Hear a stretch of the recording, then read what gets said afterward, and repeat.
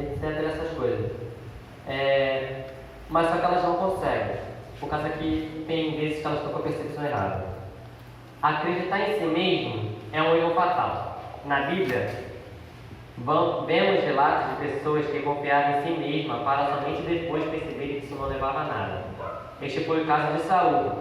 O rei que, embora tenha sido ungido por Deus, resolveu colocar em si mesmo os méritos da vitória, ao mesmo tempo que fazia o que desejava e o que Deus não tinha pedido.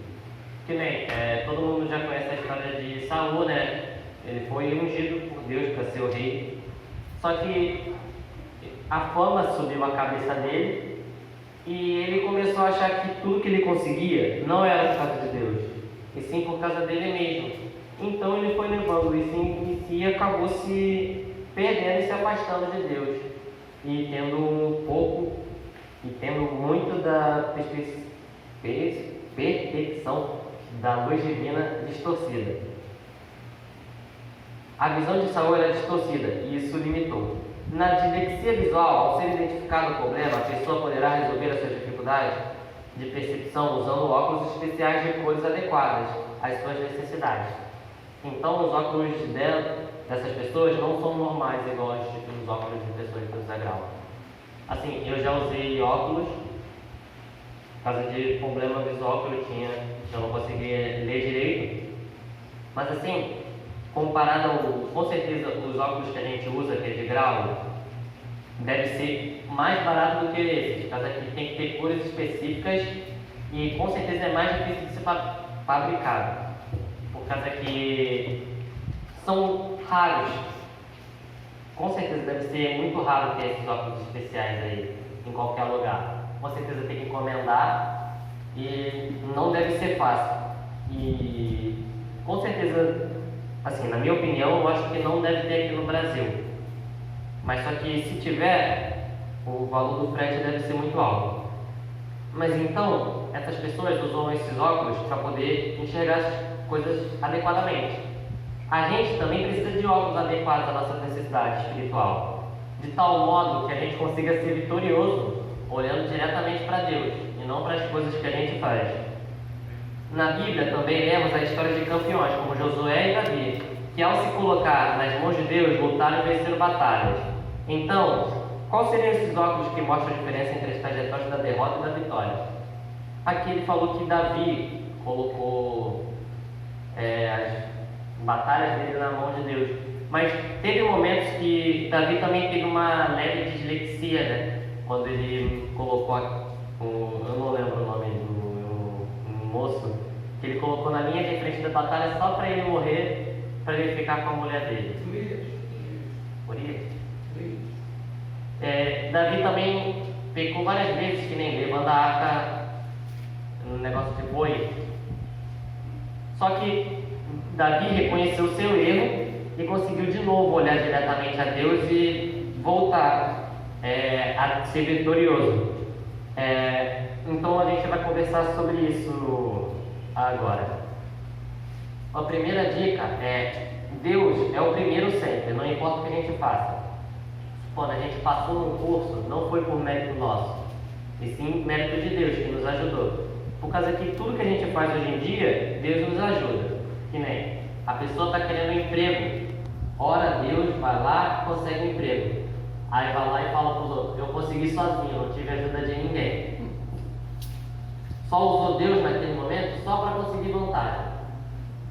Depois, totalmente se distorceu e colocou os méritos em cima dele, que nem Saul fez.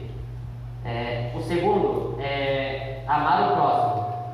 Nesse aspecto me impressiona Moisés, o grande líder que amava tanto o povo escolhido de Deus, que sempre os defendia e buscava interceder por eles, quanto o amor por aqueles que inclusive aparentemente nem queriam receber o amor e cuidado de Deus. O terceiro é acreditar e agir. Em Provérbios 23, 7, está escrito assim: porque como imaginou no seu coração, assim ele é. Acredite, quando Davi enfrentou o gigante Golias, ele não tinha dúvidas. Em seu coração ele tinha certeza que Deus estava lá para ajudar ele. E assim, quando Moisés tentou lá Jericó, que as muralhas caíram, ele também acreditou que Deus estava cuidando naquele momento. Moisés, quando abriu o mar vermelho, quando fez maná cair do céu, ele sabia que naquele momento Deus estava com ele. Então, toda vez que a gente for fazer alguma coisa, a gente tem que acreditar que Deus está com a gente também tem que amar o próximo e sempre colocar Deus em primeiro lugar sempre, não importa a ocasião. Aí aqui diz uma história sobre um rapaz aqui que viu no jornal que estava precisando que estava procurando um rapaz para fazer um trabalho. E ele precisava do trabalho. Às 8 horas da manhã seguinte, lá estava ele lá no local para ele ver se ele conseguisse emprego. Porém, 20 outros rapazes na fila diante da porta. Desanimou-se, voltou para casa queixando-se. Que oportunidade tem um jovem rapaz? 20 para um emprego. Não, aquele jovenzinho, não. Coisa alguma lhe podia extinguir a chama no coração. Que ele fez?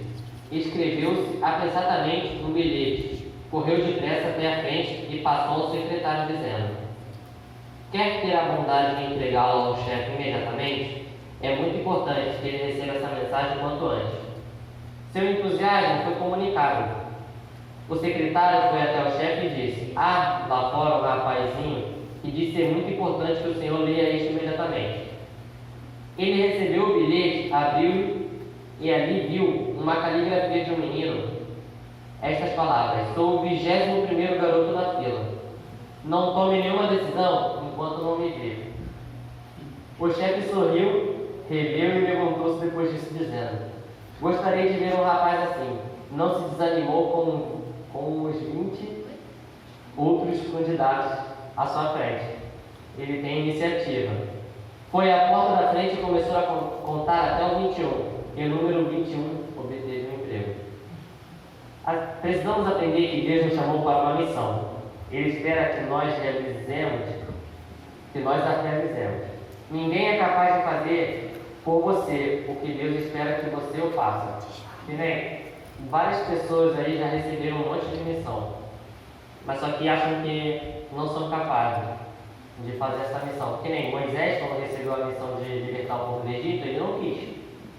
Ele disse que ele não era capaz, ele pediu para Deus mandar outra pessoa para libertar o povo. Só que ele, depois de muito tempo, percebeu que a missão era para ele e deu certo. Por causa que Deus sempre esteve ao lado dele e Deus esperava que ele fizesse isso. Quando a gente se sente desafiado, procura pensar numa frase que sempre nos acompanha. Não podemos deixar que pequenos animalzinhos virem monstros dentro de nós. Quanto mais gastamos tempo pensando nas dificuldades que enfrentaremos, nos perigos que teremos que passar, maior será a dificuldade de enfrentarmos, pois elas crescem dentro de nós. Supondo, quando a gente está, vou dar um exemplo aqui, quando a gente está fazendo fogo, a gente tem que alimentar ele para ele crescer. Então, se a gente está com medo, vou colocar por exemplo, o Paulo desse aqui, conseguiu um emprego no zoológico.